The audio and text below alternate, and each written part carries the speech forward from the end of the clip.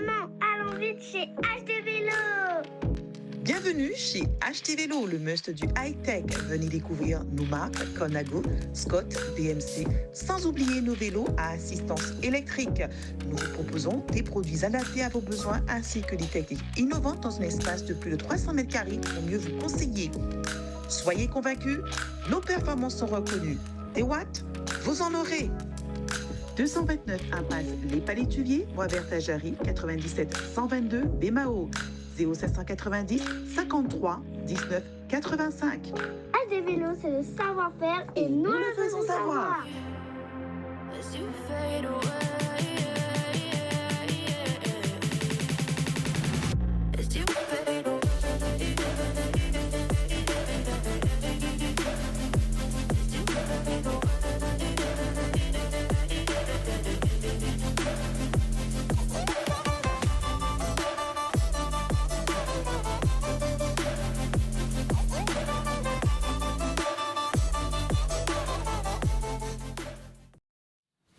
Bonsoir à tous, soyez les bienvenus dans ce tout nouveau concept de challenge depuis 2 ans. Ouais, j'ai ce monsieur à mes côtés. Quand c'est pas lui, eh bien c'est Séverine. Séverine qui était avec moi lundi dernier. En tout cas, permettez-moi en tout cas de vous saluer, de vous remercier pour cette attention que vous avez régulièrement avec nous et vous nous voyez ravis. En tout cas, si nos programmes et les différents programmes aussi de Canal, eh bien agrémentent votre vie et votre quotidien. Bonsoir Richard Etienne, comment allez-vous? Mais ça va Pascal et vous? Comme on l'a dit, mais ça va, grâce à Dieu, ça va. Ouais, vous avez une petite phrase que vous répétez assez souvent quand vous êtes par ici, c'est que Ah c'est oui, un lundi. oui, c'est ça. Oui, souvent, parce que souvent j'ai une perte de mémoire. Oh. Et là, ce soir, par exemple, Ouais. là, je sais qu'on est lundi soir. On est lundi. On est D'accord. lundi soir sur la Terre. D'accord. Et je ne pense pas qu'on puisse, quelque part ou quelqu'un sur le plateau, même vous-même, Ben oui. aller me contredire. Ben, On est quel jour, loin- Richard Etienne? Ben, il me semble qu'on n'est pas mardi, non? Ah, ben certainement. Ah ben voilà, ben, restons sur le lundi et puis c'est Certainement. bon. Je pense que Richard Etienne doit avoir prendre un peu de repos. Non, mais Un peu de repos. on regarde quand même le lundi.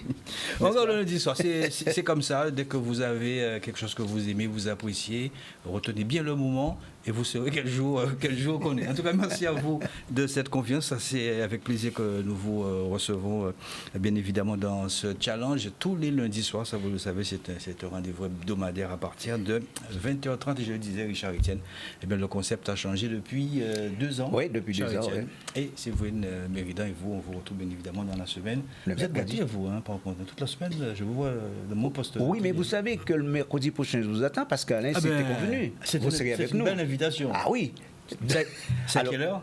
Ben, 15h30 comme Bon, d'habitude. ben, ça, au moins, je sais. Restez branchés, Ouais. 15h30, et puis Ouais. je reste persuadé que l'on va faire de très bonnes choses. Ah ben, si c'est 15h30, je risque pas de me tromper. Devant les téléspectateurs, Parce que là, c'est OK, 15h30 le 15h30. mercredi? OK. J'insiste. Hein. Bon, demain, pas tant moins, donc on verra pour mercredi.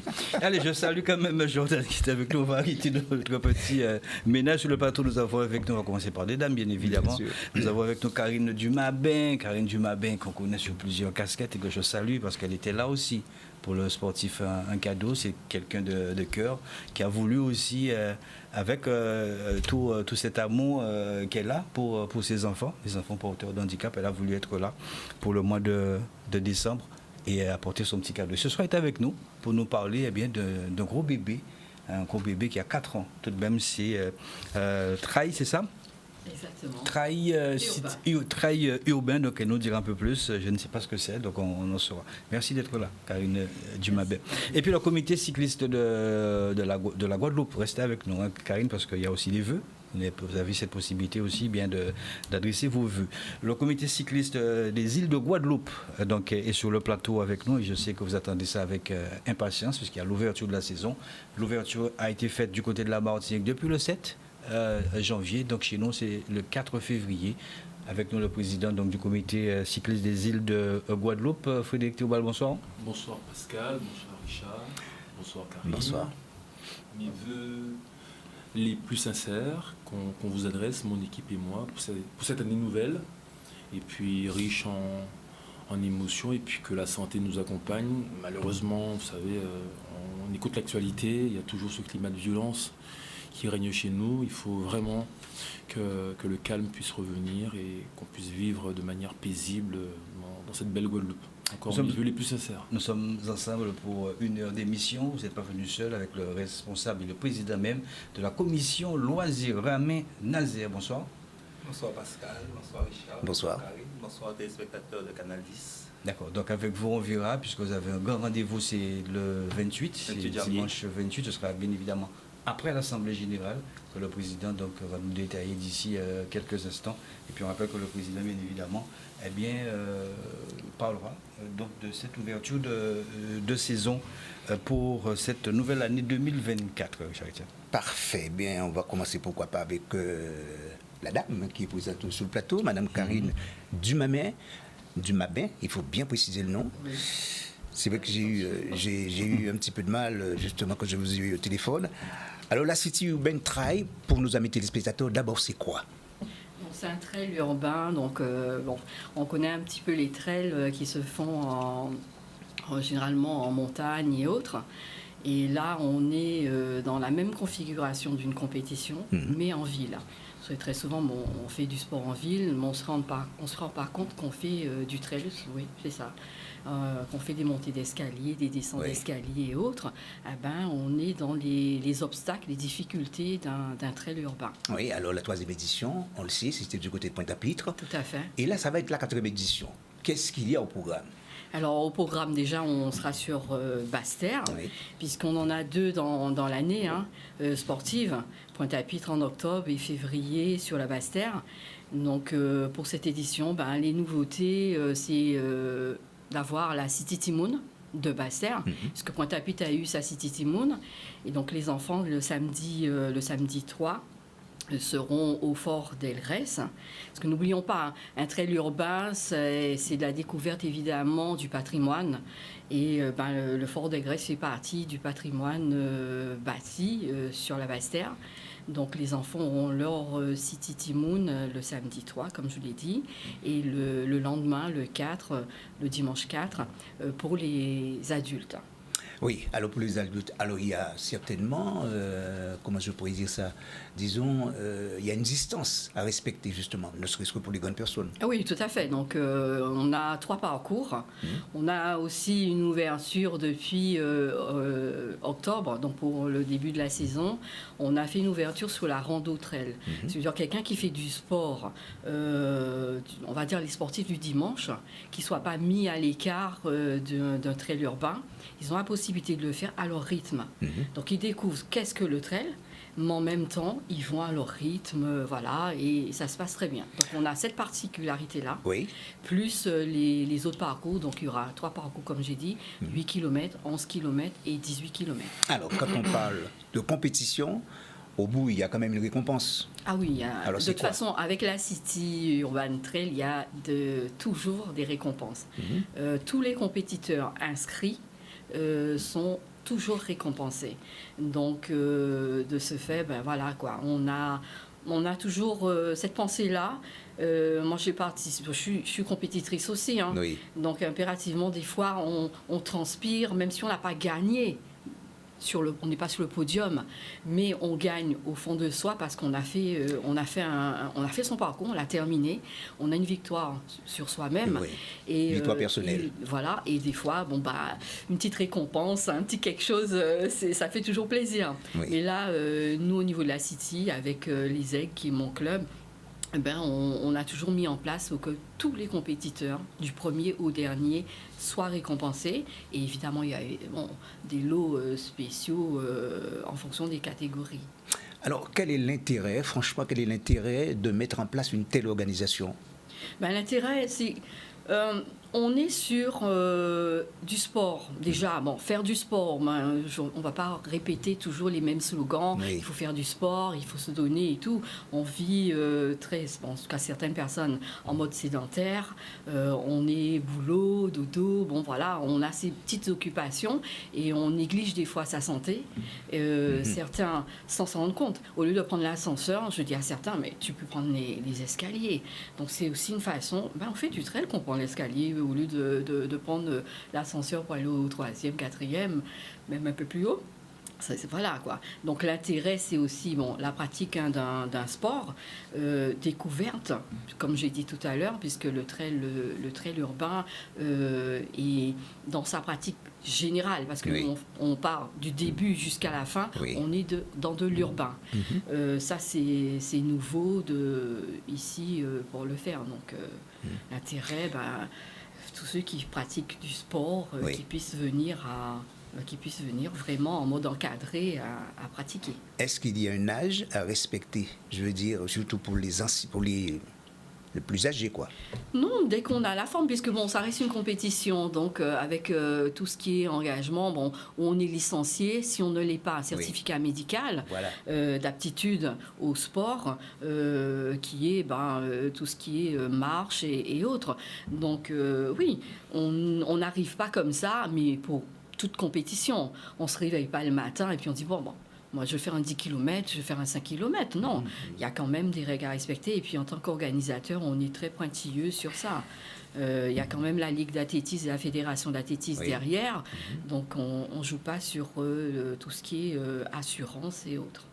La toute dernière question, quand même, je suppose qu'il y a quand même un service médical bien approprié pour cela. Oui, tout à fait.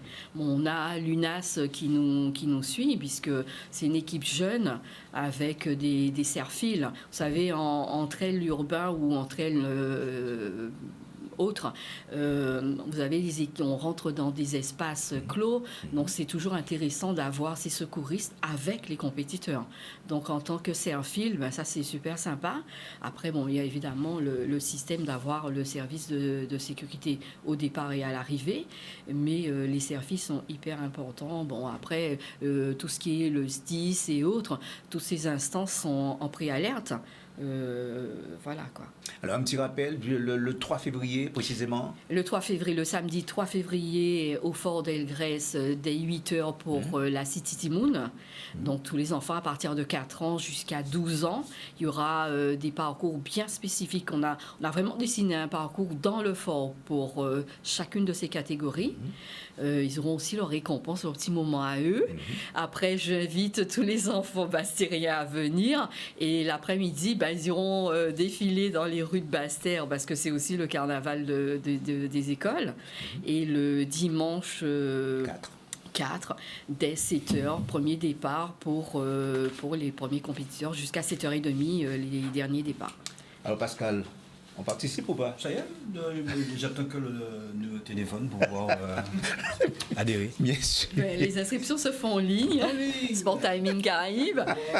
Et puis on garde les mêmes équipes, puisque ça fonctionne. On ne change pas une équipe qui gagne, n'est-ce pas, Charles, le sport? Faites du sport, c'est une excellente chose. Exactement. Voilà. Restez avec nous, Karine Dumabin. Vous aurez aussi la possibilité, tout à fait en fin d'émission, de revenir sur ces différentes citations. Avec le président Frédéric Théobald, si vous le permettez. Je pense que vous l'avez connu aussi, tous sur le plateau, et vous également, Richard Etienne. Juste une pensée pour la famille de José Guédu, qui nous a quittés la semaine dernière, que nous saluons bien évidemment la mémoire de ce grand homme, car c'était un valeureux footballeur. Il n'était pas que ça, il était vraiment quelqu'un de très proche, de très agréable, jovial aussi. Donc nous envoyons force pour toute la famille de Joe Guédu. Ce sont des moments assez compliqués. Assez compliqués. Donc, juste un petit rappel, Pascal. Alors, mercredi, justement, il y a une émission un peu spéciale, puisque je vais revenir là-dessus. J'en ai parlé vendredi, mais je vais revenir là-dessus, justement, avec certaines personnes qui l'ont bien connu pour, disons, parler un peu de cet homme que nous aimions tous, puisqu'il est toujours là, Joe Guédu. Très bien. Donc, Frédéric Théobald, donc, vous entamez votre 4e année au sein du comité régional des îles de Guadeloupe. Le comité cycliste des îles de Guadeloupe. Vous avez débuté, il y a eu la période de Covid. On le verra d'ici quelques instants parce qu'on a très peu entendu parler de la commission loisirs. Alors d'autres vont dire ça sort d'où? Donc on verra dans un instant avec Ramin Nazer. Mais vous, en tant que président 2020 à 2024, si vous avez juste un petit bilan comme ça à dresser, parce qu'on sait qu'il y a eu cet intermède avec la Covid. C'est sûr. Après, Allez, on dirait un peu plus que 4 ans. Enfin, c'est ma 4e année, mais c'est vrai que j'ai été élu de manière intérimaire suite au décès de M. Boécas, et après, les présidents de club m'ont fait confiance. Après, c'est sûr que c'était une période particulière avec la Covid. On a fait pas mal de miracles pour maintenir l'activité, rappelant que le comité, c'est une association certes, mais nous avons des employés qui étaient inquiets pendant cette période par rapport à leur devenir et avenir. Ce sont des gens qui ont des enfants, qui font des études, ou voilà. Donc on a bataillé avec mon équipe. Je salue Madame Maréchaux, entre autres. On a trouvé des solutions pour trouver des fonds, et qui fait qu'on a maintenu l'activité. Et puis le tour qu'on a réalisé en octobre 2021, là, il fallait y croire, parce que 2 mois avant, il y avait des gens qui décédaient voilà, de manière... voilà quoi, c'était effrayant. Et on n'a pas baissé les bras, on a permis quand même de relancer l'activité sportive et culturelle en maintenant le tour en octobre. Le préfet de l'époque, Alexandre Rochat, avec qui on a travaillé de concert pour trouver des solutions. Et après, ça a permis à l'activité de reprendre. Et puis, on a fait un coup de force aussi à la Désirade. Fallait tenter. Il y a la rénovation de la route. Et puis, ça a permis aux Désiradiens de vivre le tour. Il y a pas mal de choses qui ont été faites. Après, ce n'est pas fini, ce n'est pas simple. Mais on est en train de voir une nouvelle génération émerger.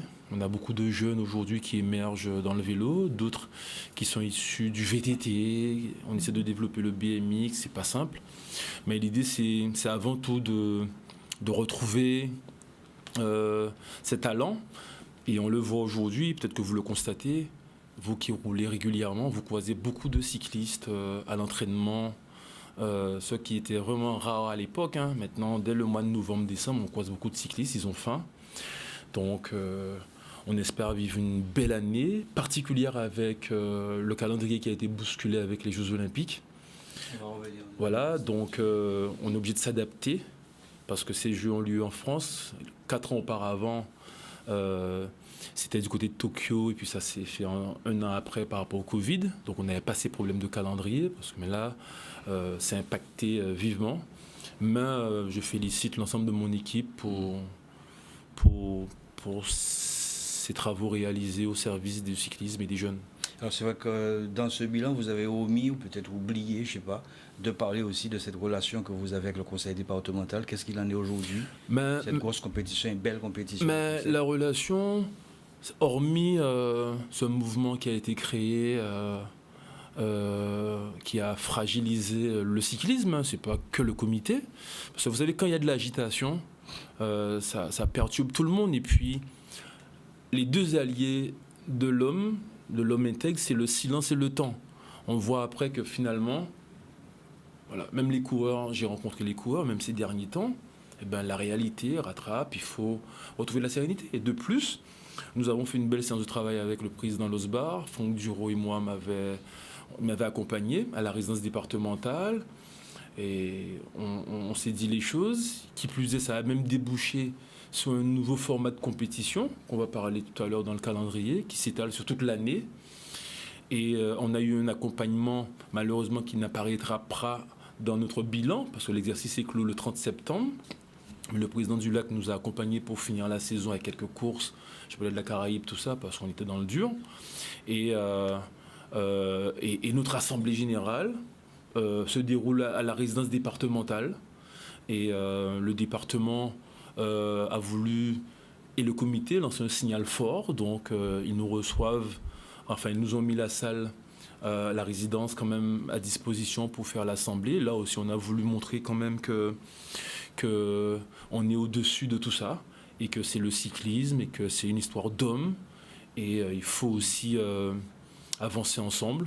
Et on aura notre assemblée samedi prochain, le 27, là-bas, où on a convié l'ensemble des clubs réaffiliés, bien sûr, pour participer aux travaux. On va en venir d'ici quelques instants. Donc, pas d'exigence de la part du conseil départemental, ça fait beaucoup de bruit.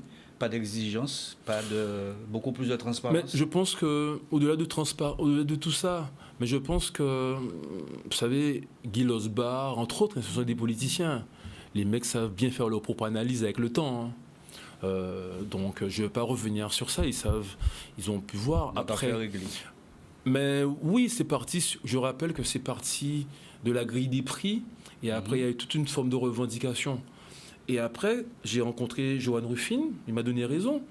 Qui représente les cours. Oui, déjà la grille des prix est déjà plus élevée qu'en métropole. Vous pouvez les coureurs peuvent témoigner, mais ce qui fait aujourd'hui, et ils ont compris ça, maintenant, le niveau en métropole est tellement élevé que certains coureurs métropolitains préfèrent prendre attache avec des clubs de Guadeloupe pour venir se licencier en Guadeloupe, mais ils restent en métropole. Ils viennent que pour les grandes courses, parce que les enjeux financiers sont plus élevés qu'en métropole.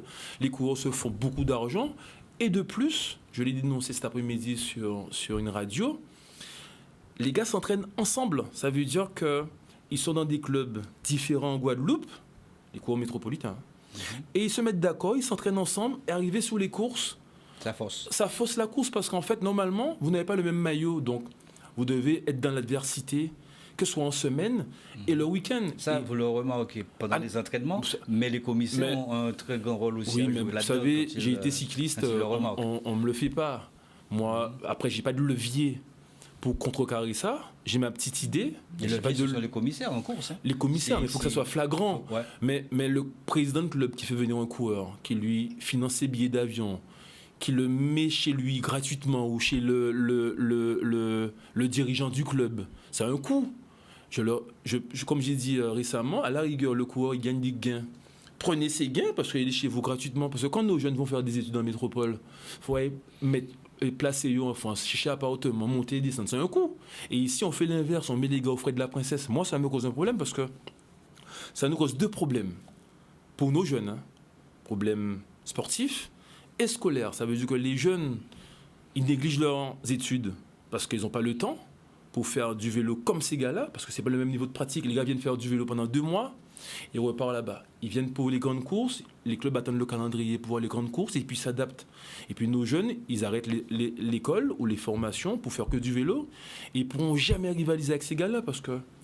Comment faire, président, justement? On l'a vu pour le VMG aussi, quand il y a le tour de Mais j'ai pas de levier, c'est le temps, et vous allez voir, d'ici 5-6 ans, il y a des clubs, parce que les dirigeants sont en train de s'épuiser, tout le monde a vieilli, l'âge a monté, ils n'auront plus d'énergie et les clubs vont mourir à petit feu, avec comme, sans faire offense à des clubs de foot comme l'USR.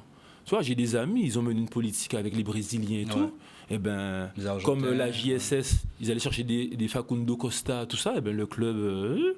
Et puis c'est le temps. Hein. Et puis après, pour recommencer. Je félicite le Sporting, parce que je suis de Calvaire, Bimao. Ils sont premiers chez les hommes et les filles. Il y a des jeunes, maintenant ils sont en train de diversifier. Mais je leur dis, mais les gars, et le club était en bas-fond. Là, ils sont en train de remonter. Et là, je dois rencontrer les USBM, parce que l'USBM fait l'effet inverse. Parce que vous savez, ce qui tue le sport, c'est le carnaval. Laissez bouger un carnaval, là, quand on est en bout, ils ne s'entraînent pas, ils sont moins exigeants. Et ben, les points partent dans la nature. Et puis, pour remonter après, c'est difficile. Donc, il faut créer. Et c'est pour ça que je félicite Benjamin Loni. Je le félicite parce que ce gars-là est en train de révolutionner le cyclisme. Parce que depuis novembre, il poste sur les réseaux qu'il s'entraîne. C'est la première fois que je vois autant de coureurs guadeloupéens à l'entraînement.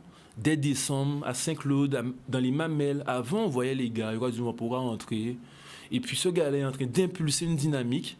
Et ça aspire. J'ai croisé Karen et Kenny Jean-Jacques hier à 11h30. C'est rare de voir les coureurs à cette période de Ursel à 11h30, quand je vais à Basse-Terre, a dit on aura une belle saison. Et il y a une prise de conscience. Et vous pensez que c'est Benjamin Loni? Ah oui, parce qu'avant, ce gars-là, c'est un tueur. Ce gars-là, c'est un tueur. Il est fort, il ne se prend pas au sérieux, mais il va faire mal au peloton. Mais dans le bon sens, ça veut dire que c'est pas un gars qui s'amuse. Vous pouvez voir, c'est dans Pont Soirée, Habitin. Ce gars-là va faire mal au peloton. Et maintenant, il est en train de créer quelque chose. Moi, je vous dis, hein, donc... Président, justement, quelle sera justement votre position par rapport aux coureurs extra-communautaires? Mais j'ai aucun problème, hein. J'ai eu Jacques Albina, je suis passé le voir chez lui hier, j'étais à VTT en sortant de l'INRA. Il m'a parlé de Diego Milan, qui n'est pas... Voilà, il est binational. C'est tendu entre vous, finalement. Mais à raison, mais il l'a reconnu, je l'ai rencontré au chemin de la Caraïbe. Parce que ça allait loin, hein, parce que Callot est élu à l'UCI, mais le président de la Fédération royale d'Espagne est élu. Donc, il y avait beaucoup de... Enfin, administrativement, ce n'était pas conforme. Donc, j'ai dit à mon président que je ne m'engage pas, parce que Diego Milan était déjà dans un club en Espagne, et il a voulu faire des modifications, mais ça n'a pas passé. Ouais.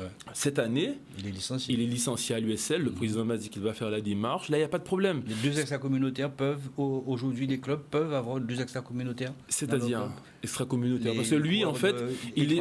En fait, non, mais lui, le truc, c'est qu'il est espagnol et en même temps, il est dominicain. Ça veut dire que, bon, il vit en Espagne. Championnat de la Caraïbe, il fait 4e avec le maillot de la République dominicaine. Donc, ça veut dire qu'il est nationalité dominicaine. Mais pour le cyclisme, il est licencié il vit en Espagne, donc en fait, donc voilà, donc, cette année, donc il est licencié avec il est licencié avec l'USL, donc il est espagnol, donc comme c'est un Européen, en même temps il joue comme il a deux nationalités, donc il joue. Normalement, le coureur doit choisir sa nationalité sportive, mais les coureurs extra-communautaires, Mais- les Vénézuéliens, les Colombiens. mais ça Est-ce qu'aujourd'hui les clubs peuvent les aujourd'hui clubs, en avoir les clubs peuvent comme toujours le dit le règlement de l'UCI? mais les clubs peuvent toujours en avoir, parce que le club de JSC avait 2 Chiliens. Le JSC, Petit Canal. D'accord. Non, GSC. GSC. GSC, ouais. Pardon, GSC, Butel, GSC. C'est le ballon. Guidon Sprint Club, voilà, Guidon Sprint Club canadien, je salue le président tel. Ouais. Ils avaient deux Chiliens, donc c'est possible. Simplement, Qui avait un contrat. ces coureurs-là, non seulement ils ont un contrat, mais pour avoir le contrat, il faut avoir le titre de séjour qui te permet de travailler. Parce que, c'est un truc que je maîtrise tellement, il y a plusieurs titres de séjour. 3 mois, tu es touriste. Tu es un touriste. Parce qu'à la base, tu vas au Canada, ou peut jamais payer plus que 3 mois. Pour venir plus que 3 mois, il faut entrer dans une autre démarche. Donc les gars, par le passé, venaient dans des conditions touristiques, donc 90 jours minimum. Ils prenaient une licence dans un club au Venezuela. Ils sont licenciés au Venezuela. Ils ont une licence déjà au Venezuela. Ils font le tour de Táchira au mois de janvier. Après, ils reprennent une deuxième licence qu'on délivrait malheureusement, parce que voilà, donc ils se retrouvent avec 2 licences. Certains avaient parfois 3 licences. C'est très compliqué, c'était une fourmilière. Mais la problématique de ça, c'est que nous, quand vous êtes président du comité, vous représentez la fédération sur le territoire, comme comité Bourgogne-Franche-Comté, Bretagne. Donc ça veut dire que vous délivrez une licence non conforme. Le coureur a un accident ou même Bouga mort. Ça va loin. Mais Callot, il est tranquille, hein, parce qu'il te donne pouvoir pour délivrer la licence. Lui, c'est pas lui qui délivre la licence. Donc c'est pour ça que nous, on se protège par rapport à ça. On veut que les coureurs soient en conformité. Donc c'est comme le Colombien Baez. La fédération a mis un veto, c'était pas possible. Le club est passé en force, le club nous a attaqués. On a encore un appel. Voilà, parce que la preuve, le coureur, après le tour, il est reparti. Il est reparti. Donc l'idée, c'est que... Il a un visa de combien?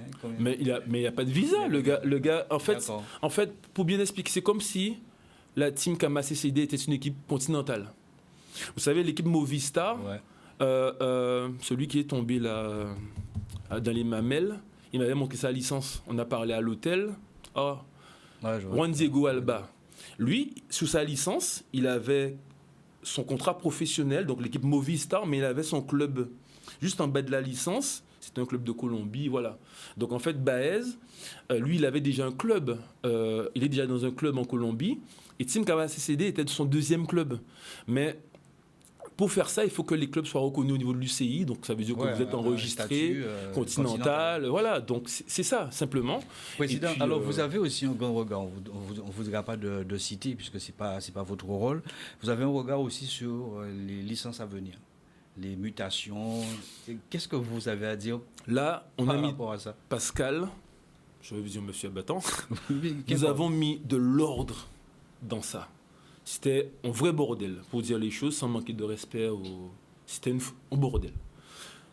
Vous avez une période de mutation qui est claire du 1er octobre au 31 octobre pour les licenciés cyclistes, différentes catégories.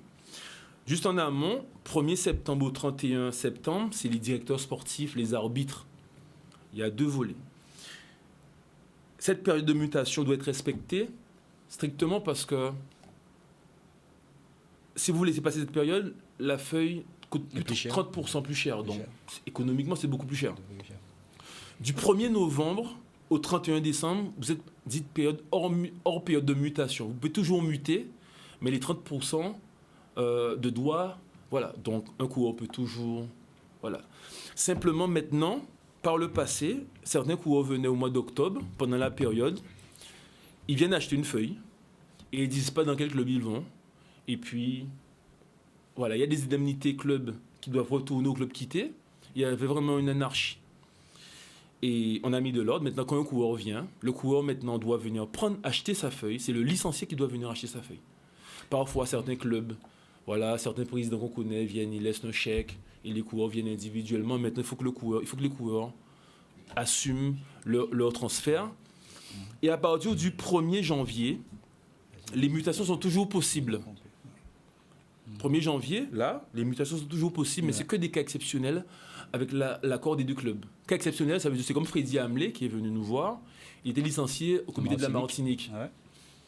Bof. Comité de Martinique, il veut attaquer le comité Guadeloupe, ça passe. Mais un coureur qui est déjà licencié, qui est déjà licencié ou bien qui n'est plus dans la période, parce que quand il travaille, quand pesté au moule, ça passe pas, parce que tu es toujours sur le territoire.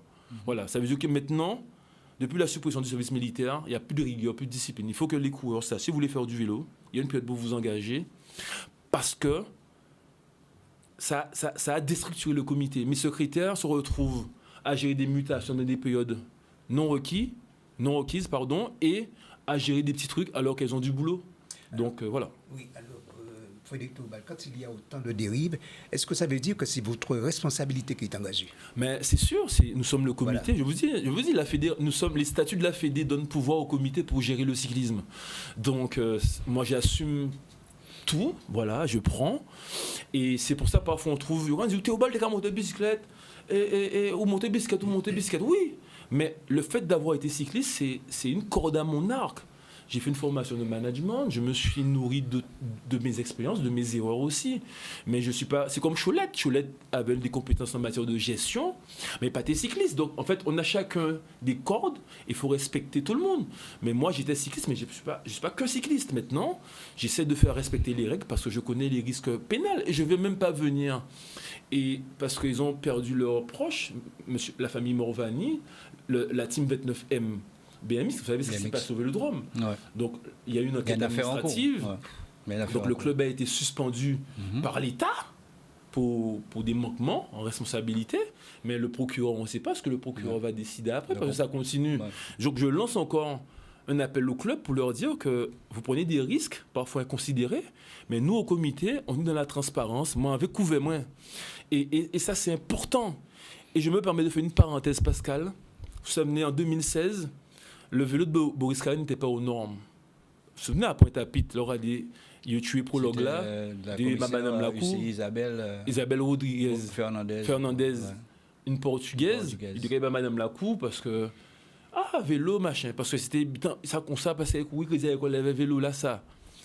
Et bien, après avoir eu plusieurs arbitres UCI français pour la barrière de la langue, parce que quand les gens ne parlent pas la langue, c'est tendu, chacun fait ce qu'il veut. On aura un arbitre espagnol en 2024. L'UCI nous félicite parce qu'ils disent mais le comité, là, il y a un petit jeune là, c'est bien, il tient, il lâche pas. En parlant de vous. Oui, ouais. Parce que ça change. Et le tout a pris une nouvelle dimension. Les équipes affluent pour venir. On aura un arbitre espagnol et on aura un deuxième arbitre. C'est M. Jacques Michaud, qui est en Martinique il y a 2 ans, qui sera titulaire 1. Et moi, ça nous félicite, ça nous encourage. Mais président, qu'est-ce que vous avez apporté de plus? Pardon? Mais c'est la rigueur, c'est l'innovation, et puis les règles. Et puis en appliquant ces règles-là, quand ils arrivent dans leur club, j'échange avec les présidents de club, ils voient que finalement on a raison. On a raison. Après, peut-être qu'il y a une façon de faire, mais au moment où on essaie de faire de la pédagogie, ça ne marche pas.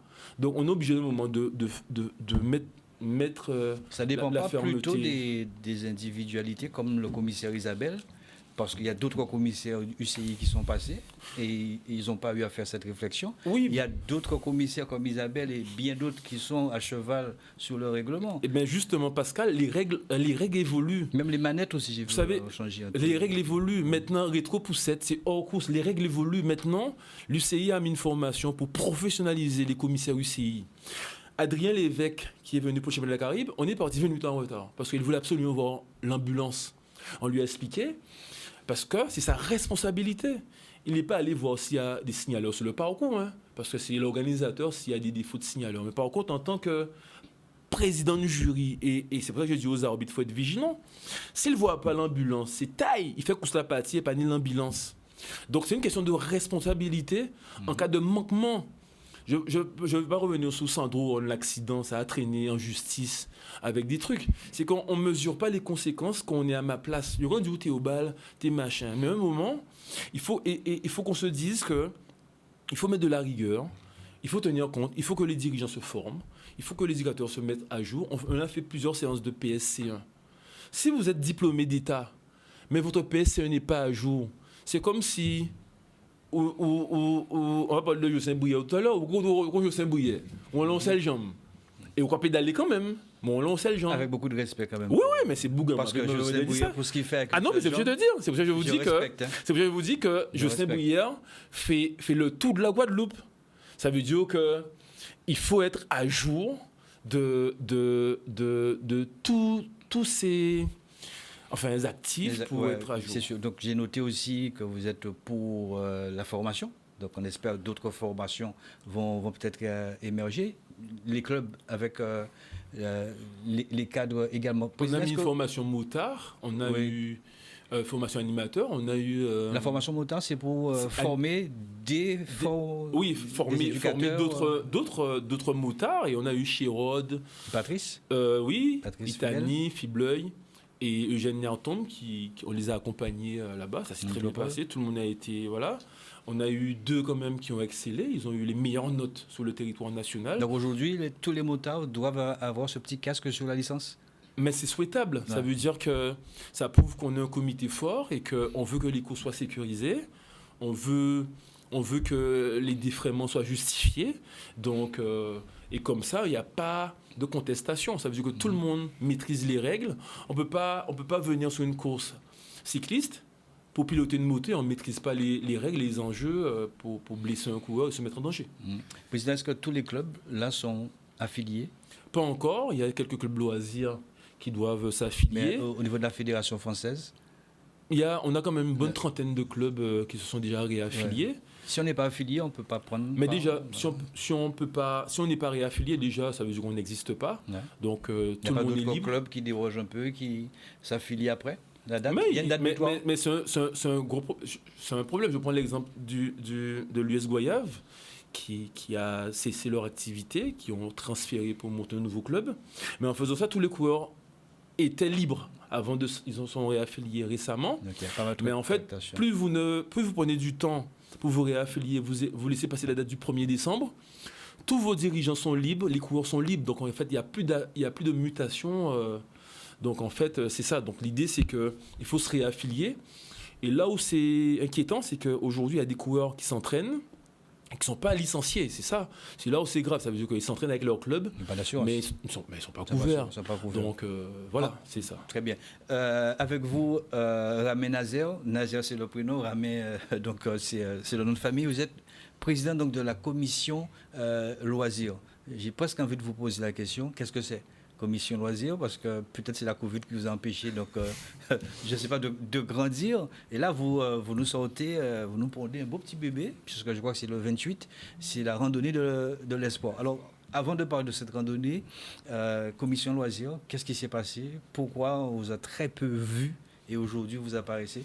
La Commission loisirs, en fait, c'est une commission du comité permettant à tout un chacun qui ne peuvent plus ou ne veulent plus faire de la compétition au niveau de trouver un moyen de se distraire tout en respectant les règles. Et malheureusement, la Covid est arrivée. La priorité était de sauver la saison des jeunes. Hein. Donc on n'a pas trop... Et aussi, il faut dire aussi qu'il y a eu la réforme des licences. Maintenant, c'est une question de niveau. connais un peu le fonctionnement des Playboys. Hein. Donc, il a fallu trouver un bon compromis pour, tout en s'amusant, mais en respectant les règles. Ça n'a pas été facile. Mais Les Playboys, on appelle Playboy, on rappelle à nos amis téléspectateurs, c'était plusieurs clubs dans un club. Dans un club, c'est exact. Donc il a fallu changer les choses. D'accord. Aujourd'hui, C'est quoi? Aujourd'hui, c'est un groupement? Comment on peut appeler ça alors? Enfin non, maintenant chaque club est affilié au comité. Chaque club, voilà. Chaque club est affilié et chaque club a le droit de faire une compétition. D'accord. C'est mieux, c'est mieux calé. Et c'est les règles. C'est mieux comme ça parce que vous étiez Playboy aussi. Oui. C'est un gros Playboy. C'est mieux maintenant ou c'était mieux avant? C'est mieux maintenant. Puisque les choses évoluent, donc il faut évoluer avec les choses. Donc c'était pas évident, c'était pas simple, mais on a pu trouver le bon compromis et cette année ça va démarrer. Alors on imagine certes, vous avez un très beau portefeuille puisque vous êtes associé à une très belle cause aussi d'ailleurs, parce que je sais qu'il y a pas mal d'accidents, Richard Etienne, sur le route. Vous êtes associé avec la sécurité routière. C'est la randonnée de l'espoir. Pourquoi avoir donné ce nom? On dit que l'espoir fait vivre, c'est ça? Donc voilà, on peut toujours lancer des messages. Comme son nom l'indique, la randonnée de l'espoir. Donc on espère que cette année, voire les années à venir, qu'il n'y aura pas d'accident ou le moins d'accidents possible. Donc en fait, le but c'est avant le lancement de la saison, le 4 février, de faire une randonnée. Tous les clubs sont invités, tout le monde est invité, de façon à faire passer un message. On va rabâcher encore les règles, les comportements des automobilistes, des cyclistes, le comportement à avoir sur les routes, pour qu'il n'y ait pas d'accident du tout. Alors c'est là qu'on parle souvent des automobilistes. Je suis automobiliste, je suis aussi cycliste, loisir, d'accord? Est-ce qu'il n'y a pas aussi à taper un petit peu sur certains cyclistes, sur un comportement, sur la position à avoir sur le bitume? En fait, c'est ça le but. Hein. Le but de la randonnée, c'est avant et après sensibiliser tout chacun, les automobilistes, comment rouler les cyclistes, sur la route, leur comportement à avoir sur les routes. Des fois, souvent, on critique les automobilistes, mais des fois, les cyclistes aussi ont leur part de responsabilité dans des accidents. On le voit sur la presqu'île. Assez souvent, on roule à 3 ou encore les voitures sont perchées. On doit rouler à 2. Ça, est-ce que vous pouvez rappeler un petit peu les règles? En fait, quand la route le permet, on peut rouler à 2. Mais quand la route ne le permet pas, on est dans une route sinueuse encore, c'est rouler en file indienne. C'est vrai que ça fait des fois un peloton qui est long, mais des fois, on peut le couper en 2. Mais il faut vraiment que... Donc il faut qu'il soit en file indienne. En file indienne, oui. Absolument. Quand la route ne le permet pas. Voilà, quand la route... On le voit sur la presqu'île, hein, il ramène à zéro. Et surtout, le casque aussi, enfin, on dit qu'il n'est pas obligatoire, mais il est vital. Et est-ce que c'est respecté justement cette file indienne? Pas tout le temps, hein? Pas tout le temps. Non, franchement, pas tout le temps. Pas tout le temps, c'est pas respecté. Des fois, quand même il y a une voiture, la voiture du club est derrière, pour les protéger, et même là, c'est toléré, mais c'est pas conseillé. On peut, mais franchement, c'est quand les cyclistes n'ont pas de protection de leur véhicule encore, il faut même rouler en file indienne. Alors le rendez-vous c'est dimanche avec la sécurité routière. Il y aura des stands, il y aura peut-être des sensibilisations sur des ateliers. Je ne sais pas comment est-ce que ça va se passer. Parce qu'on voit les campagnes, hein, il y a beaucoup de campagnes de sensibilisation, mais on a le sentiment, je ne peux pas me mettre à la place de chaque automobiliste. Chacun a des problèmes à eux, effectivement. Ce n'est pas sur la route qu'on va régler les problèmes, mais on a le sentiment que voilà, dès demain, dès après-demain, on ne respecte pas certaines choses. Mais qu'est-ce que vous allez apporter? En fait, le but, c'est de sensibiliser, comme je le disais, à tout un chacun, hein, de respecter de partager la route, on va dire. Mais aussi, après la compétition, il y aura un diplôme qui sera remis à chaque participant. Ah ouais. Et sur ce diplôme, il y aura une petite phrase quand on va remettre les diplômes aux participants. C'est vraiment un diplôme ou c'est un diplôme qui sera remis par le comité. Ah bon? Et c'est comme c'est un engagement. Un engagement où le participant il va s'engager à respecter le code de la route, à respecter, partager la route. Partager la route, voilà. D'accord, très très bien. Donc on comprend parfaitement le rendez-vous, mais je vois que sur le flyer, il y a 3 rendez-vous, 3 sites différents. Comment est-ce que ça va se passer? Parce qu'on imagine il y a l'émargement. Comment est-ce que ça va se passer? C'est là où on va dire que ça coince un petit peu, mais on a beau expliquer, puisque en fait on ne pouvait pas faire 3 parcours différents, puisque avec le carnaval, mettre une logistique en place avec les signaleurs, avec mobiliser beaucoup de personnes, 3 parcours, c'était compliqué. Donc du coup, on a fait 3 parcours. Enfin, on a fait un parcours, mais 3 départs voilà. Décalés. Donc le premier départ, c'est à 8h30. 8h30. Vous allez rejoindre à 10h30. Voilà. D'accord. Donc le départ à Maunalo, en fait, ce sera pour les experts, hein, puisque ça fera à peu près 57 km. Et après, on arrive à la Maraudière où il y aura un point d'arrêt pour le ravitaillement. Donc, on récupère les loisirs, ceux qui font moins de 2 km. Et après, on arrive à l'Aqua au Moule. Et on récupère les jeunes écoles de vélo et les débutants. Et les margements. Les margements ramènent. Tout le monde. Les margements commenceront dès 6 h. 6 h du matin. Certificat médical pour celui qui. Oui, conseillé. Absolument. Oui. Conseiller. Oui. D'accord. Restez avec nous. Stéphane Bennett, je vous dis Stéphane Bennett. Il a remporté 2 Tours de Guadeloupe. 2 Tours de Guadeloupe. Pas seulement ça, il était très attendu aussi du côté de la Guadeloupe. Mais c'est du côté de la Martinique qu'il a déposé ses valises. J'allais dire sa valise, mais bon, on ne sait pas. Parce que c'est vrai que le corps bouge beaucoup, on ne sait jamais. Stéphane Bennett qui a signé donc à la JC 231, il n'est pas le seul. Ah oui. Il y a même Alexandre Join qui évoluait au sein de la team Kama CCD qui avait chuté assez lourdement pour le Tour de Marie-Galante. Eh bien, il évolue aussi du côté de la Martinique et ils ont réalisé un doublé puisque le Grand Prix de la ville du Marin en Martinique a bien été couvert pour nous par Walter Riga, voyez. Maillot vert, c'est Alexandre Join, voyez. JC 231, puis en deuxième position, c'est Stéphane Bennett qui offre pratiquement la victoire à Alexandre Join, c'était du côté de la Martinique. Et puis troisième, nous avons Josué, c'est Josué Audebourg qui arrive. Respectivement, on va écouter Stéphane Bennett. Stéphane Bennett, un beau succès. Et je vous en suis SOSM, puisque vous faites encore le doublé cet après-midi sur la course en ligne. 2 mots là-dessus. Voilà, l'objectif c'était de gagner au moins le maillot et voilà, on a réussi à faire le coup double plus le maillot, donc journée parfaite.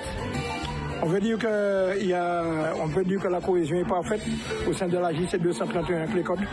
Oui, bien sûr, ça se passe hyper bien, on s'entend tous bien, donc voilà, pour que ça continue, on est au début de saison, donc il faut créer un groupe uni pour pouvoir gagner des super belles courses dans la saison. Alors quoi demander de plus, l'ouverture de la saison, pour l'emporter avec Michael de Stanislas et bien sûr, on va dire et de 2 pour la JC 231 Clécode.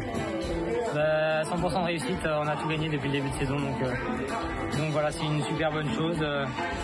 Voilà, il faut qu'on remercie aussi les partenaires, toutes les personnes qui nous suivent. Et voilà, c'est grâce à eux qu'on est là, grâce à eux qu'on est en train de créer un groupe uni et solide pour les grandes échéances. Un petit bonjour pour Pascal Abaton de Canal 10.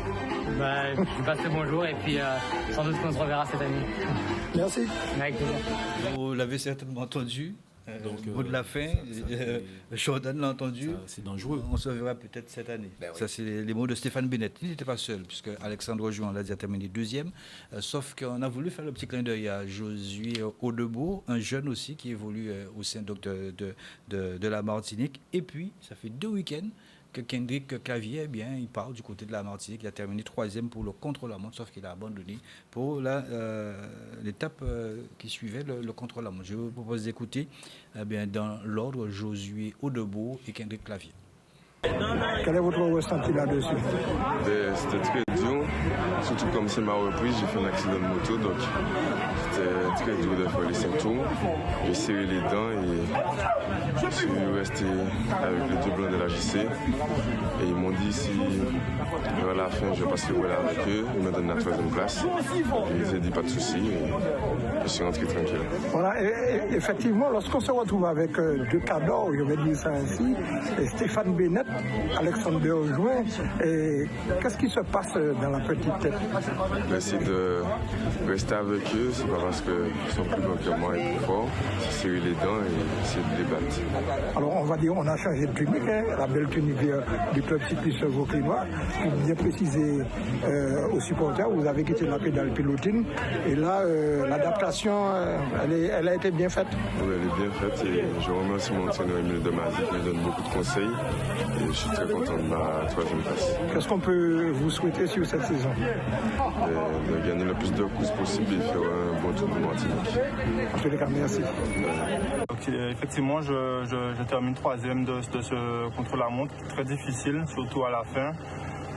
Donc voilà, c'est de bon augure pour la suite. C'est vrai que je ne suis pas encore prêt pour jouer les premiers rôles, puisque je suis toujours en préparation physique, mais c'est vrai que je me bats comme je peux avec les armes que j'ai. Donc voilà. Et puis je tiens également à remercier mon président Francky Blombou, ainsi que le maire Éric Jalton, la ville des Abîmes et tous mes collègues qui me permettent de m'entraîner, de faire mes déplacements convenablement. Alors c'est vrai que vous vous octroyez la 3e marche du podium. On va dire que les sensations sont bonnes et puis il me semble que les routes martiniquaises vous vont très bien. Oui, bon, c'est vrai, je redoutais pas mal de terrain, mais bon, aujourd'hui je vois que je m'y plais bien. Doublé au général final pour ce Grand Prix de la ville du Marin du côté de la Martinique. Nous saluons la Martinique, la Guyane qui nous regarde avec une petite heure d'avance sur nous, mais qui apprécie le lundi soir. Oui, Pascal, mais on peut peut-être se poser la question, justement, quel est l'intérêt pour ces coureurs guadeloupéens d'aller courir là-bas? Je pose la question à vous, Président. Bon, enfin après, je sais pas, c'est Kendrick qui voulait, mais il faut prendre le problème de l'autre sens. C'est la pointure de ces coureurs-là. Vous savez, les gars vont se balader. Bennett a gagné 2 fois le Tour, c'est un ancien pro. Stéphane Alexandre Join aussi, c'est pas n'importe qui. Donc ce qui va se passer, et je l'ai déjà dit à Alfred Desfontis, c'est mon homologue, ce qui va arriver en Martinique, c'est que bientôt vous aurez au moins 20 coureurs au départ seulement. Parce que quand vous avez des coureurs qui travaillent au quotidien, en semaine, le terrain martiniquais, c'est pas comme en Guadeloupe, c'est pas comme en Guyane.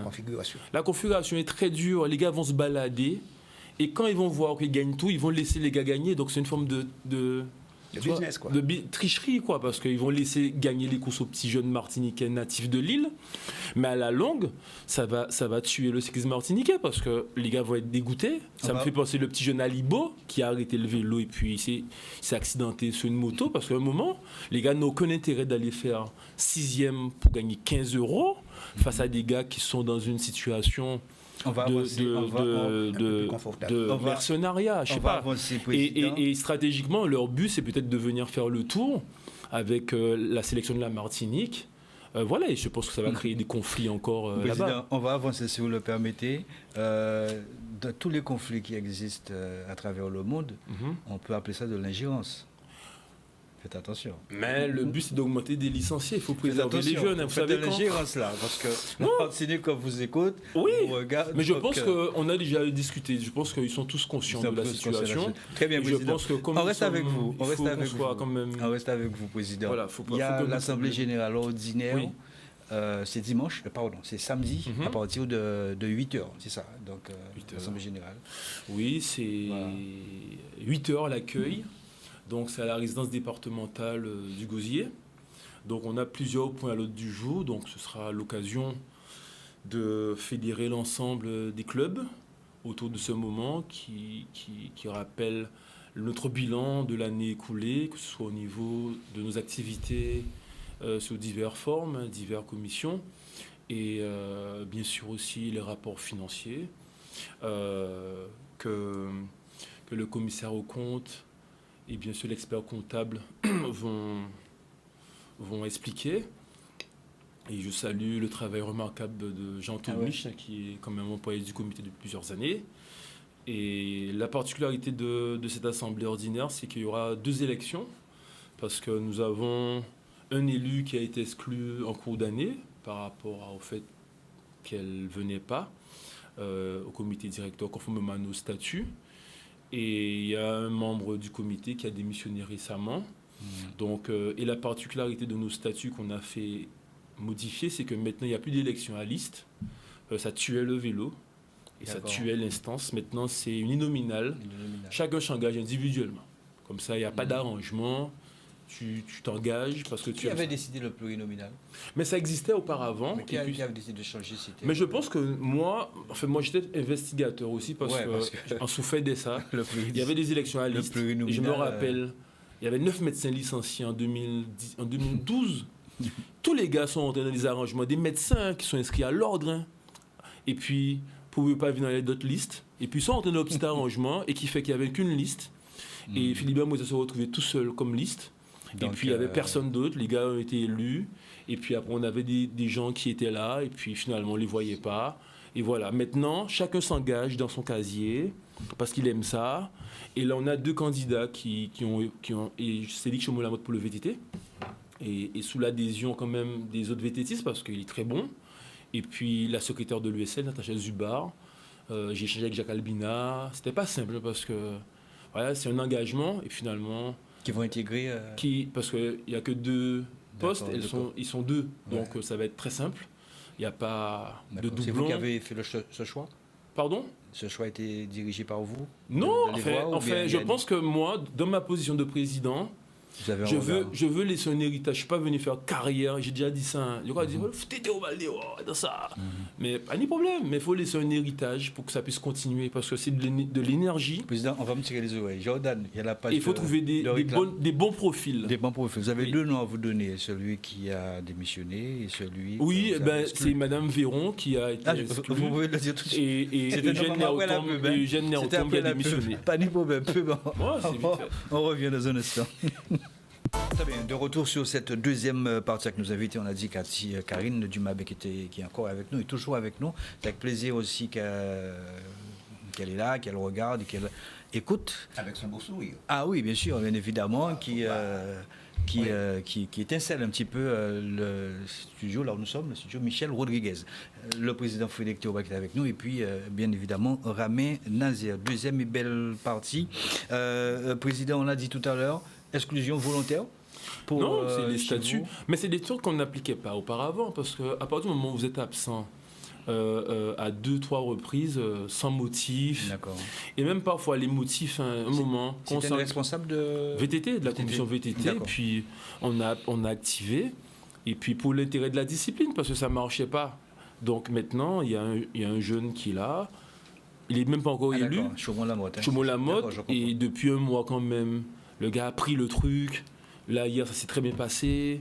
Donc, il y en a qui ont envie. Et c'est pour ça que je dis que ce mode d'élection est ce qu'il faut. Et c'est ce qu'il faut, parce qu'il faut trouver des gens motivés et compétents pour développer les activités. Alors, il y a un démissionnaire, c'est parce qu'il n'est pas d'accord avec vous?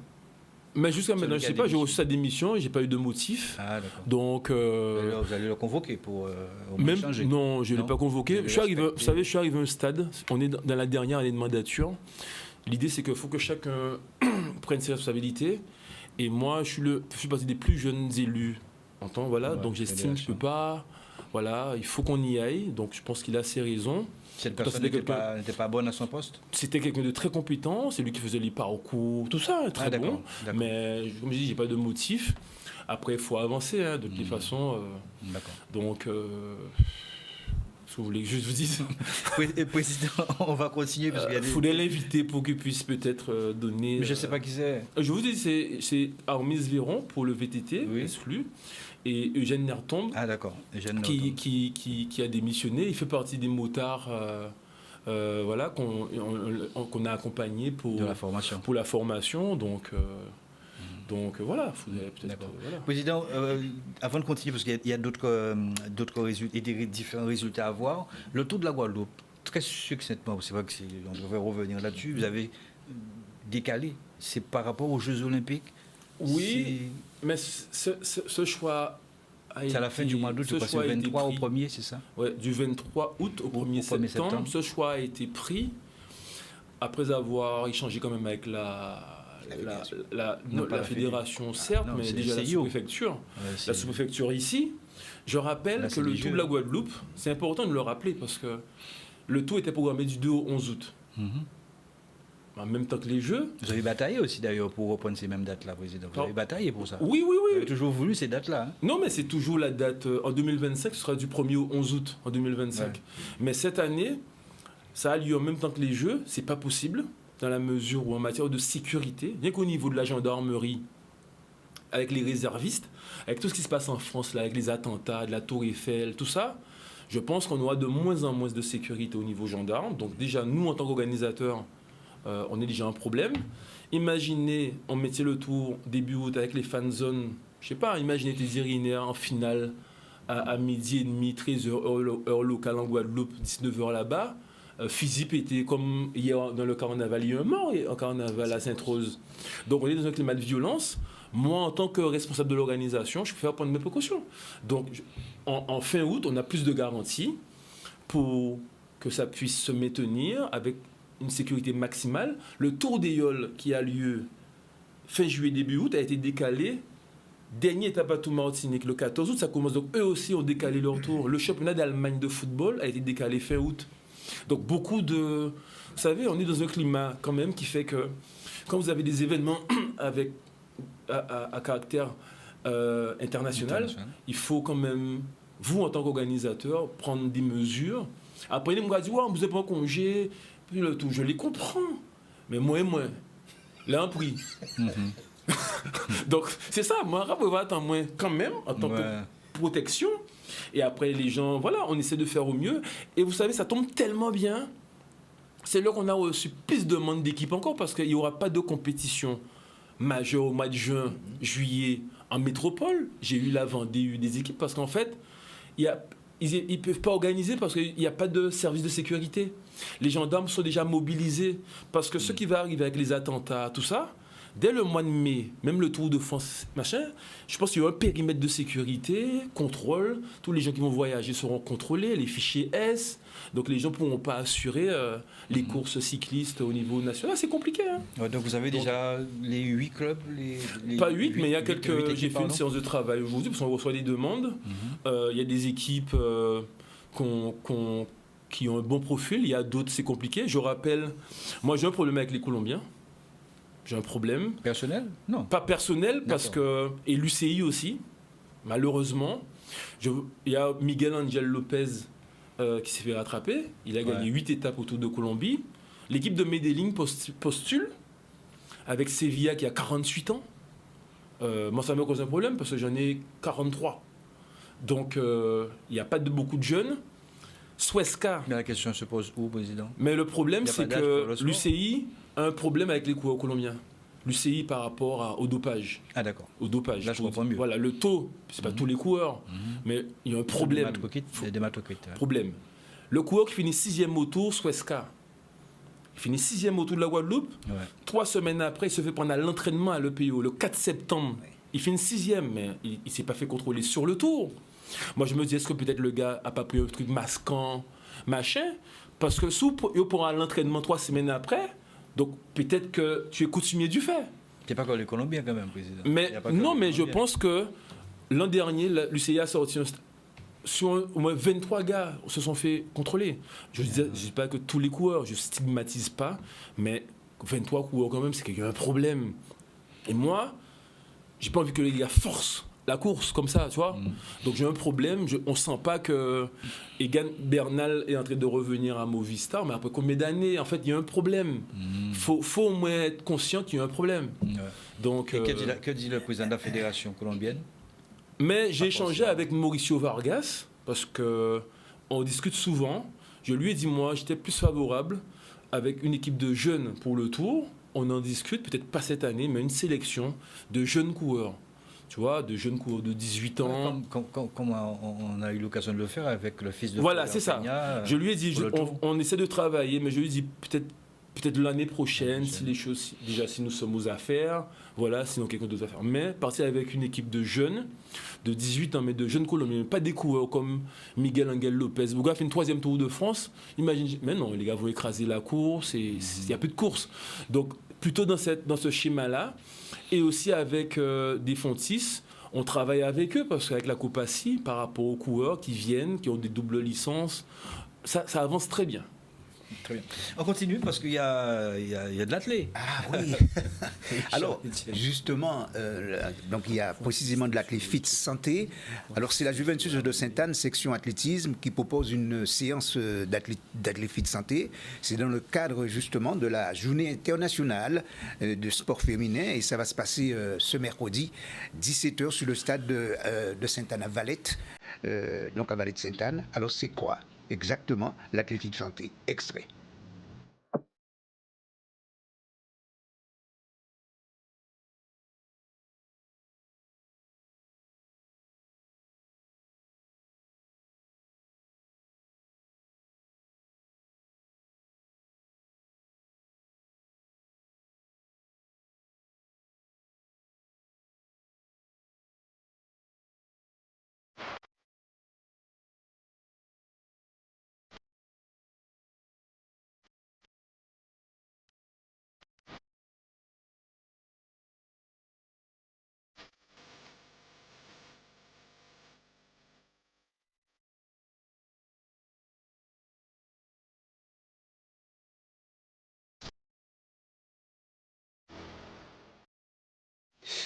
Oui, eh bien c'est ça, Pascal, l'athlétique.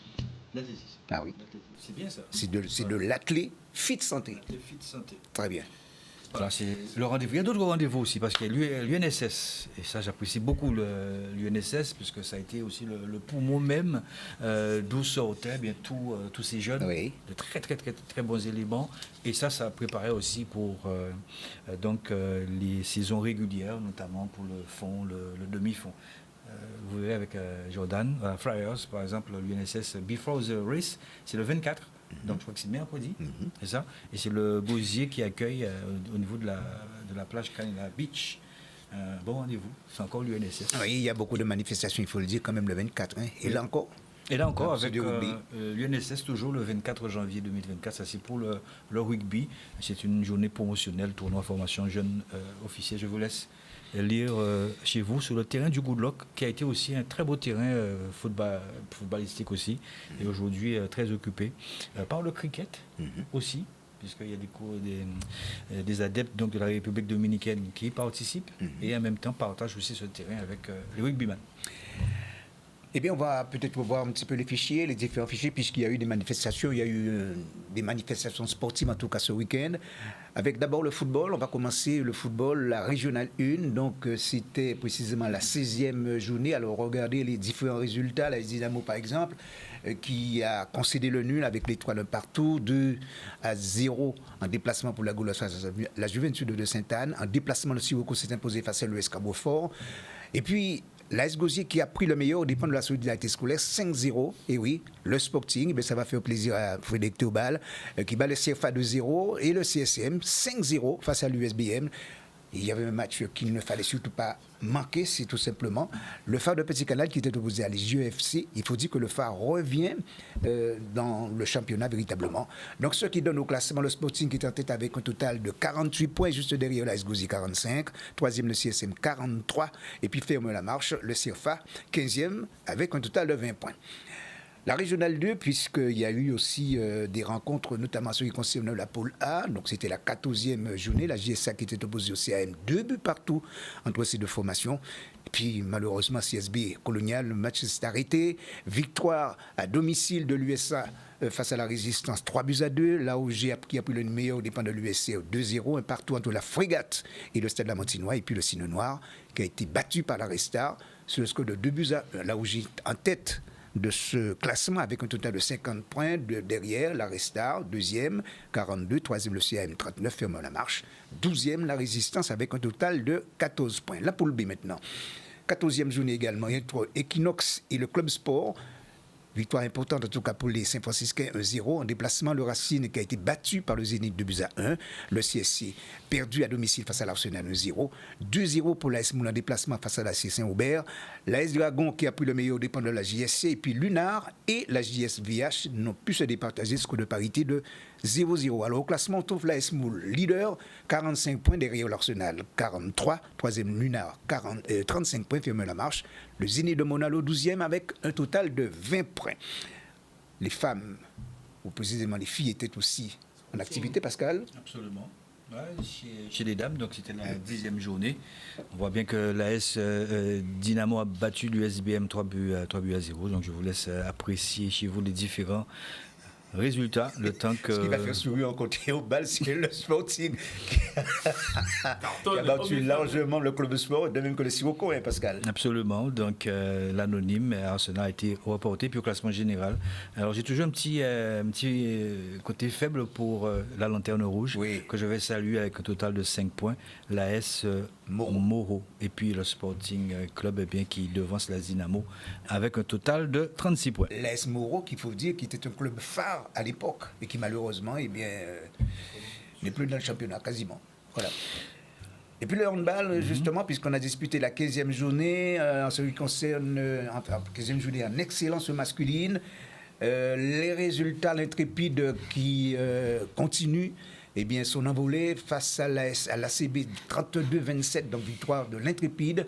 La ZUP en déplacement qui a battu la JSA 42-24, 36-24 pour l'entente infinie, le club sport face à la Gauloise.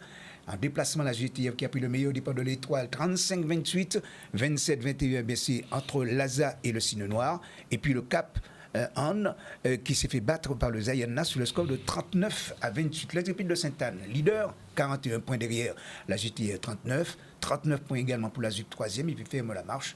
Le Cap Anne, 12e, avec un total de 15 points. En excellence féminine, Pascal. Excellence féminine, c'était la 15e journée. Oui. C'est ça. Belle 15e journée qui s'est déroulée d'ailleurs le vendredi 19 janvier. Oui. C'est bien ça. Très bien. Vendredi 19, le samedi 20 janvier, le samedi également. La Gauloise qui s'est fait battre par l'Infini 35-14. Classement tout à fait provisoire. Donc, alors attention, parce qu'il y a un match qui devait se jouer, mais finalement qui a été reporté, Pascal. C'est entre l'Étoile et la JTE, mais c'est prévu pour le 10 février. Donc l'Intrépide domine ce classement avec un total de 43 points. Voilà chez les dames. Basket. Puisqu'on a disputé donc la 10e journée en ce qui concerne les féminines, on reste avec les masculins. Bon, ben d'accord, bien sûr, on reste avec les masculins. Juste pour vous dire qu'il y avait là cette rencontre qu'il ne fallait pas, qu'il fallait suivre entre le Flyers et Vatable, 77 en déplacement pour Vatable, 77 à 53. Et autre match, la victoire du BTB 94 face à Hans-Bertrand 49-37. Et la MBC qui a battu l'ACD sur le score de 70-45.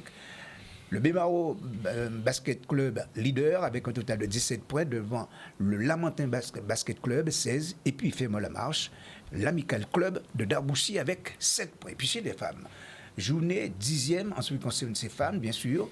Eh bien, il y avait 2 rencontres. Une première qui s'est disputée mercredi dernier entre le Pôle Espoir et le Cygne Noir. 38 pour le Cygne Noir, 35 évidemment pour le Pôle Espoir. Et puis le GGB qui continue donc à s'illustrer en battant justement la BMBC sur le score de 51-41. Au classement, la MJCA est leader avec 12 points derrière, le BMBC 12 points également. Ferme la marche, 5e donc le Cygne Noir, Pascal, avec un total de 7 points. C'est fini pour le basket? Ah, c'est fini pour le basket. Très bien, nous saluons une grosse pensée même pour Séverine Méridan qui sera là dès vendredi. On continue puisque c'est vrai que ça avance à grands pas. Vous avez compris que ce soir, ça a été une soirée spéciale même pour la rentrée donc, du comité régional de cyclisme des îles de Guadeloupe avec le président Frédéric Thirobal. Il nous reste très peu de temps, mais on sait que l'ouverture de la saison, c'est le 4 février. Là aussi, ça a été avancé par rapport au JO? Non, l'ouverture de la saison quand même, c'est faite déjà. C'était avec les rondes vertes. C'est VTT. Oui, mais c'est l'ouverture quand même de la saison. Avec, c'est une grande messe, bien organisée. On félicite quand même le président Baïna et toute son équipe parce que le temps était capricieux, mais ils ont quand même tenu la dragée haute avec les rondes vertes. C'était il y a de ça 2 semaines. Et puis hier, il y avait du VTT encore au Vélodrome avec des jeunes, ça aussi. Et après, dimanche prochain, là, nous aurons la randonnée. Donc on préfère rappeler encore cette randonnée qui a pour but, bien sûr, déjà de faire du sport, de faire du vélo. On termine avec le calendrier. Voilà. Et après, le 4 février, on aura l'ouverture route avec toutes les catégories. Rappelons que le samedi 3, on aura les jeunes au Vélodrome, c'est plus de l'animation, et c'est le BMX. Et puis on sera à Jarry, les 2 ronds-points de Moudong, avec les U15. Mais l'Alliance, en fait, c'est déjà dans le but, avec la région, de développer le cyclisme sur le territoire. On a déjà mis l'Alliance pour permettre au grand public de faire du vélo en toute sécurité le dimanche, leur emprunter cet espace. Voilà. En plus, on a voulu faire le début de la saison route avec toutes les catégories sur l'ensemble de la journée. Donc, avec l'aéroport, c'est compliqué. Il ne faut pas avoir de problème avec d'autres personnes. Donc, l'idée, c'était vraiment on a pensé à Pointe-à-Pitre, mais on a alterné. Donc, on aura les U15 et les U17 le matin. On aura une pause. Et 14h, les féminines. Puis, on finira avec l'élite le dimanche après-midi. Donc, et après, il y aura la Théobald-Mania, les grandes courses. La première course à étapes, c'est le Grand Prix des EHPAD. CSCA sera les 2 et 3 mars. Après, nous aurons le Crédit Agricole les 12-14 avril. Les mêmes formules reviennent sur 2 week-ends? C'est 2 week-ends. C'est 2 week-ends avec la particularité. Mais Livia Zamia, que je salue, qui a beaucoup de détermination, ou à l'occasion, bien sûr, de rappeler, mais la particularité, c'est qu'il y aura une manche à marée galante qui va demander une certaine logistique, et on espère tous que les clubs vont adhérer, comprendre, mais le Crédit Agricole va mettre tous les moyens, et elle est conviée à notre assemblée aussi pour nous souhaiter les meilleurs vœux, pour en dire quelques mots, pour que tout et chacun puisse s'organiser en amont, voilà, parce que Marie-Galante aussi, il y a le Crédit Agricole là-bas, et il faut permettre aux Marie-Galantais aussi de vivre ces événements-là. Parce que le déplacement se fait dans l'autre sens, pourquoi pas dans ce sens. C'est ça. Ça avait déjà été fait aussi pour le Grand Prix du Conseil Général à l'époque. Et puis on aura les championnats contre la montre le 6 avril. La particularité des championnats contre la montre, ce sera ouvert au U17, mais c'est la même distance pour tout le monde. La même distance. Donc, même départ, même arrivée. Président, quelque chose que vous parlez, c'est une discipline que vous parlez très peu. Vous avez parlé donc du VTT, le cyclocross. Est-ce que vous pensez faire comme un petit peu la fédération française? Mais le cyclocross, en fait, se déroule sur une période bien précise au niveau de la métropole. C'est l'hiver. C'est vrai qu'on en parle entre nous, mais il faut développer ça. Ça demande un vélo adapté, c'est pas comme tous les vélos. C'est pas le vélo 6 kg, c'est un vélo adapté, il faut trouver des circuits, et c'est bon aussi parce que c'est intégré dans la formation d'arbitre, le cyclocross, pour que tout le monde... Mais c'est vrai qu'on ne pratique pas suffisamment, mais ça a exploré. Mais comme je dis, déjà, il faudrait peut-être qu'on structure bien le VTT. Et si on peut peut-être pas tout faire, mais ce qu'on fait de peu, mais faire bien. Mais c'est vrai que le cyclocross, vous le voyez, Van Aert et Van der Poel, pendant 2 mois là, sont à fond. Mais il a tout gagné. Il a tout gagné, mais tous les coureurs ne font pas du cyclocross. Parce qu'il y a le Tour Down Under qui se déroule. En fait, c'est des profils de coureurs. Il faut que... Ce sont des coureurs qui cochent aussi des compétitions dans la saison. Voilà, on ne peut pas tout faire. C'est pareil pour le VTT route, chacun choisit sa discipline. Voilà. Ramène à zéro. Le 28, c'est ça C'est ça, alors, 28 janvier. 28 janvier. La randonnée de l'espoir, comme son nom l'indique. Vous écoutez, alors, des stands ou pas? La sécurité routière sera là? Oui, effectivement. Il y a un village sur la place Jacques Archimède à Mornalo, avec la sécurité routière, avec... Ça va nous proposer quoi sur la place Archimède en termes d'ateliers? Oui, il y aura des ateliers avec la commune de Mornalo qui met toute la logistique en place. D'ailleurs, je les remercie. La sécurité routière, il y aura des chapitres aussi pour le comité, pour un peu parler des licences, parce que beaucoup pensent que la licence, c'est pour la compétition. Non, une licence, dès qu'on est sur la route, il faut être licencié. Donc, il y aura un stand aussi pour le comité. Il y aura aussi parler de l'assurance aussi, parce que des fois, c'est souvent... Les cyclistes, quand ils ont un accident, ils sont perdants, que ce soit corporellement, que ce soit matériellement, ils sont perdants. Donc on a pu, avec la commission, on a pu trouver une assurance qui joue le jeu. Donc on va parler de ça, essayer de développer, de parler de tout ça. À partir de quel âge que les enfants peuvent venir, je ne sais pas? Mais à partir de l'école de vélo. Hein. L'école de vélo? Oui, l'école de vélo. L'école de vélo. U7, je crois, U7. Ouais, la dénomination a changé. La dénomination a changé. C'était quoi? U7, c'est quoi? C'est minime? C'est pupille? C'est quoi? C'est Benjamin? C'était Benjamin. C'est Benjamin. C'est pré-licencié. Enfin, on revient dessus pour bien m'expliquer, mais vraiment, c'est plus le cas. Mais c'est U7, c'est anciennement pré-licencié, U9, pupille, après Benjamin, minime. On parle de U et comme en foot, hein, c'est que le cyclisme... En fait, le cyclisme s'est adapté par rapport à ce qui se faisait de manière normale, en fait. Hein. Dans le foot. Et pareil, juste aussi par rapport aux élites open access qu'on en parle, c'est que on parle de U19, U19, U23, mais on a des jeunes qui sont U19, mais qui ont des licences open. Donc, comme Nazer disait, on ne parle plus vraiment de catégorie, c'est le niveau de pratique des jeunes qui définit leur catégorie de licence. En fait. On l'a bien vu avec Tadjet. Non, mais on a eu Marguerite qui ont fait le tour, des jeunes qui étaient en junior, qui ont pu faire le tour. Marguerite, Romney, tout ça. Voilà, c'est ça. Parce qu'ils ont le niveau. Mais Nazer, on rappelle le rendez-vous. Parce que c'est très important, avec autant d'adhérents sur ce grand rendez-vous de dimanche, l'émargement est très tôt. C'est très tôt. Donc le rendez-vous c'est le 28 janvier, à partir de 7h, le voyage commencera et on partira à 8h30, direction le nord. Le nord. Donc chacun vient avec son vélo. Il n'y a pas de vélo pointé par le comité. Oui, je pense qu'on a formulé la demande au niveau de la mairie. Je pense qu'il y aura des vélos mis à disposition aussi. Ah ben d'accord. Alors, Karine Dumaguin, les 2 dates qu'il faut retenir? Le samedi 3 février pour la City Simone, le 4 pour les grands, toujours à Basse-Terre. Et je voulais juste faire quand même un point pour dire que on a parlé de patrimoine. Pour une fois, il y a énormément d'édifices patrimoniaux de Basse-Terre qui seront ouverts. Donc on va traverser vraiment beaucoup de choses. Merci aux élus qui ont joué le jeu, sport, sécurité, toutes ces personnes patrimoine aussi qui nous permettent toutes ces ouvertures. Très bien.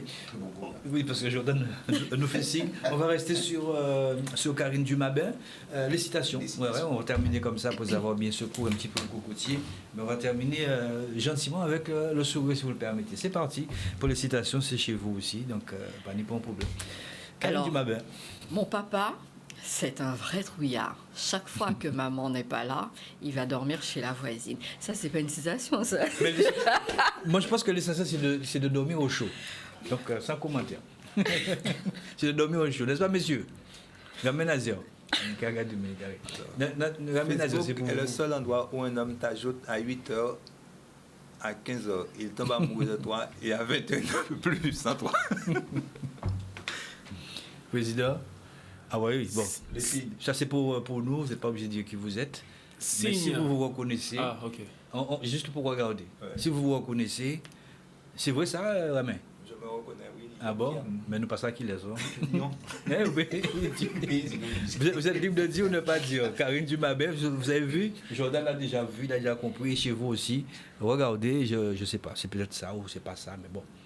Personne ne sait. Mais ça, c'est interne. Ça, c'est pour vous. Allez, on continue.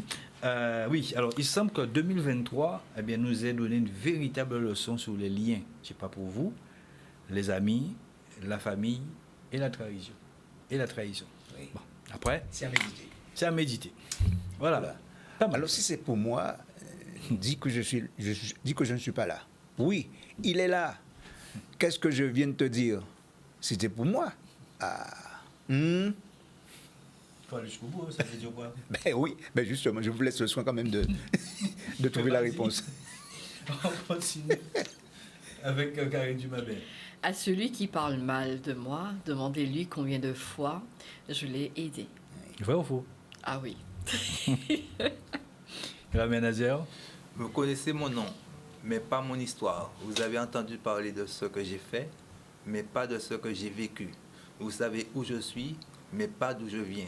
Vous me voyez rire, mais vous ne savez rien de mes souffrances. Arrêtez de me juger.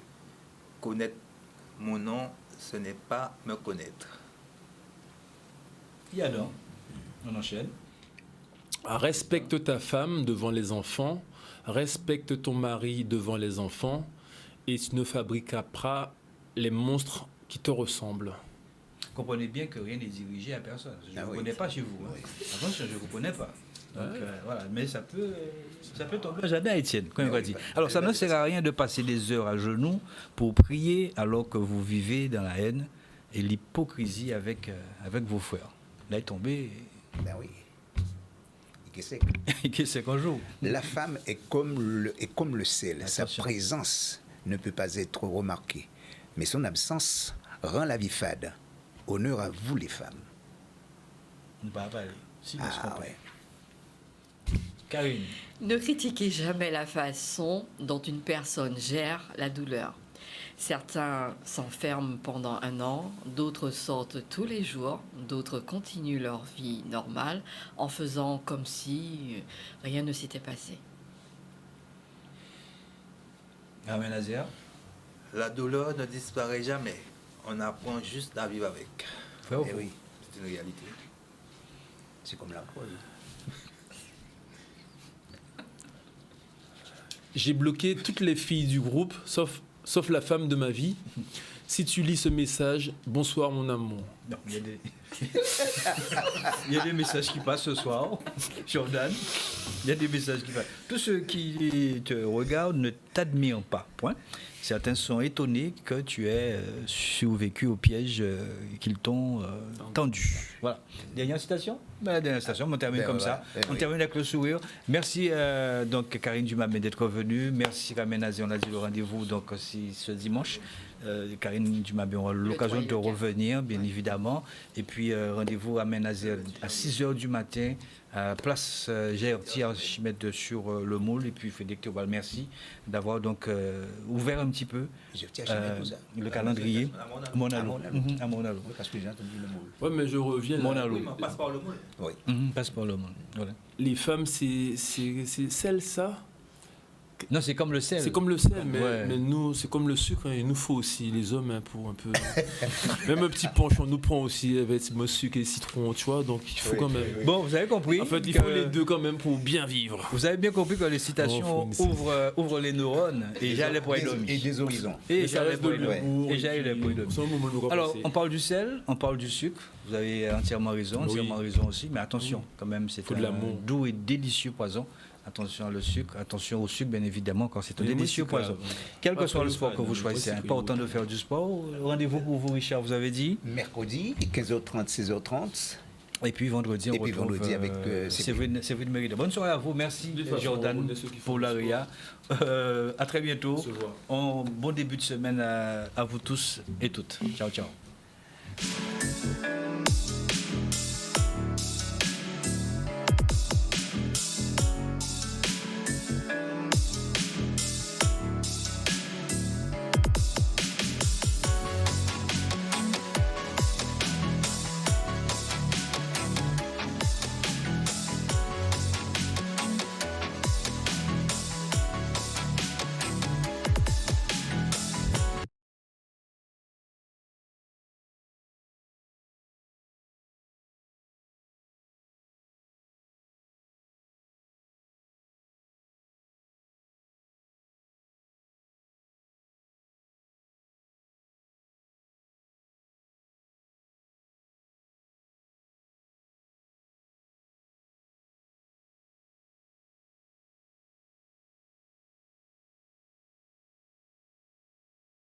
Maman, allons vite chez HD Vélo.